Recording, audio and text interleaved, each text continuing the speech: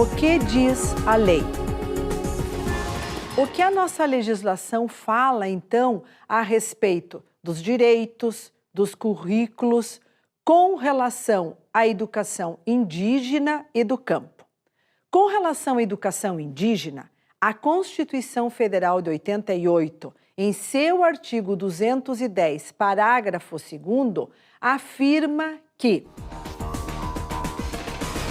o ensino fundamental regular será ministrado em língua portuguesa, assegurada às comunidades indígenas também a utilização de suas línguas maternas e processos próprios de aprendizagem. Então, aí a gente vê que a própria Constituição já ampara essa educação indígena nas duas modalidades, nas duas questões, da língua deles e da língua do branco. Com isso, os índios deixariam de ser considerados grupos em extinção e passariam a ser reconhecidos como grupos étnicos, diferenciados e com o direito de manter sua organização social, seus costumes, sua língua, suas crenças e tradições.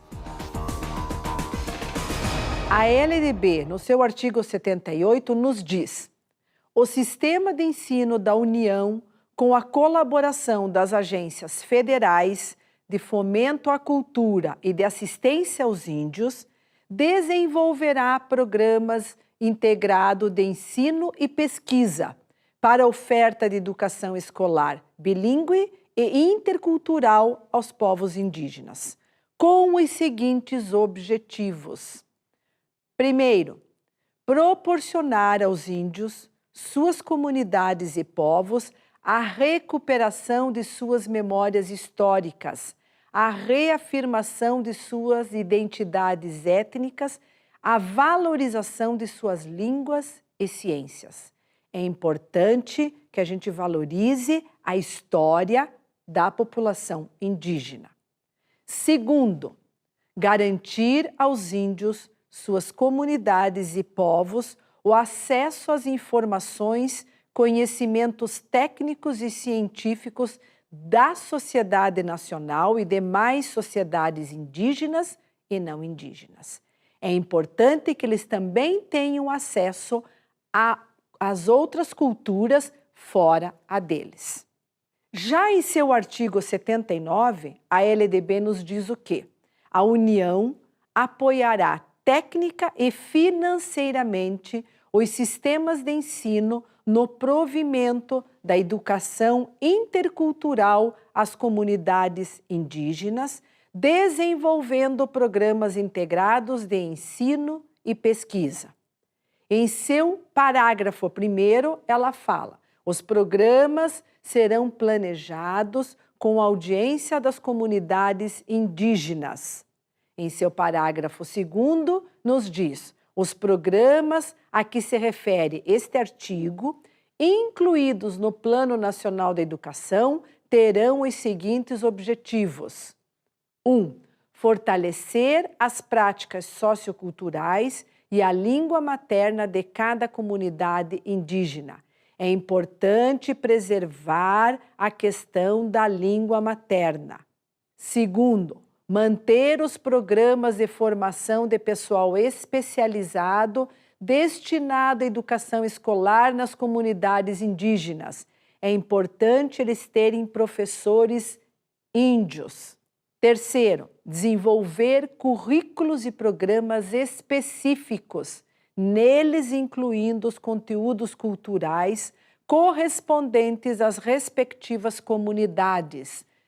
Mais uma vez eu falo o quanto é importante a adaptação curricular. O currículo tem que atender às necessidades daquela comunidade.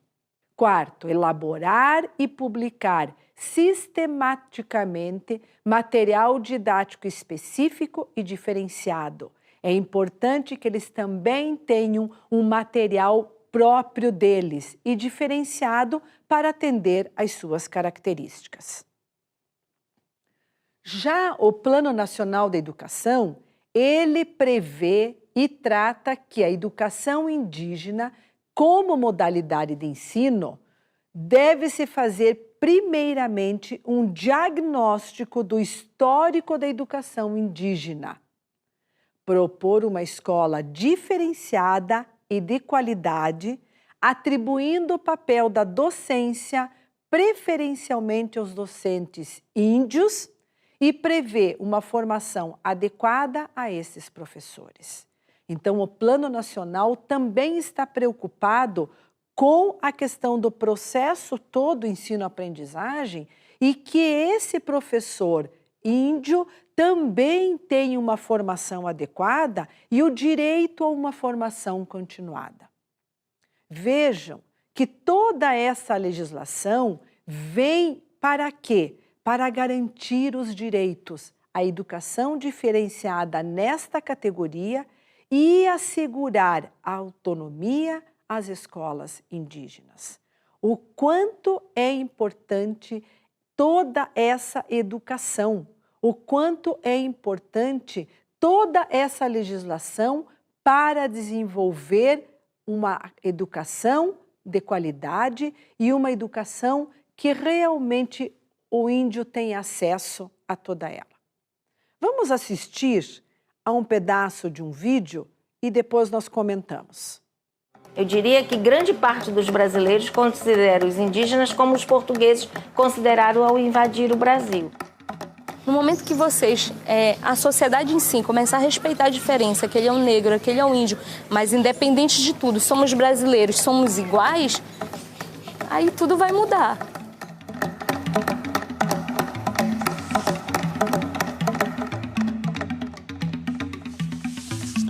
A vontade de que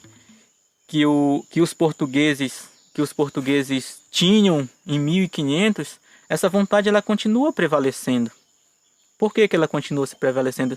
Eles continuam lutando, né, para que a gente se integre à sociedade envolvente, né? Mas foram 500 anos de luta. E você acha que agora vai acabar tudo isso e a gente vai deixar de uma vez por toda de ser índio, né? E de acolher tudo que vem lá de fora, né? Meu pai já me ensinou a lutar, né? E eu estou ensinando meu filho, né? E a gente vai continuar lutando.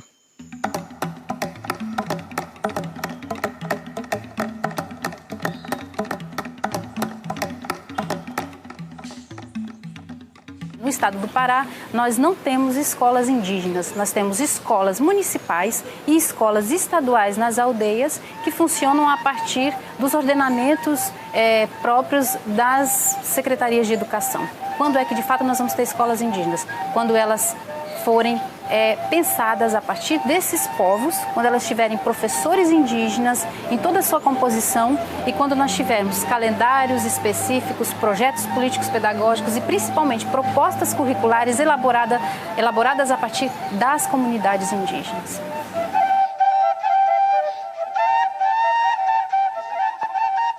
Nós precisamos olhar como a escola chegou na aldeia. A escola chegou na aldeia com o branco. Foram lá, fizeram contato, porque tinha uma política de fazer o contato, e as primeiras pessoas que chegaram foi um chefe do posto da FUNAI, uma professora e uma enfermeira. Então, essas pessoas não falavam a língua dos indígenas. Os indígenas não falavam a língua dessas pessoas. E os professores foram para lá ensinar.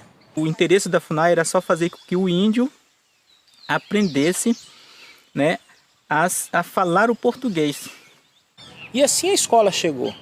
E ela foi ficando, sem que se discutisse o que é para ensinar na escola, o que a gente não precisa da escola para aprender.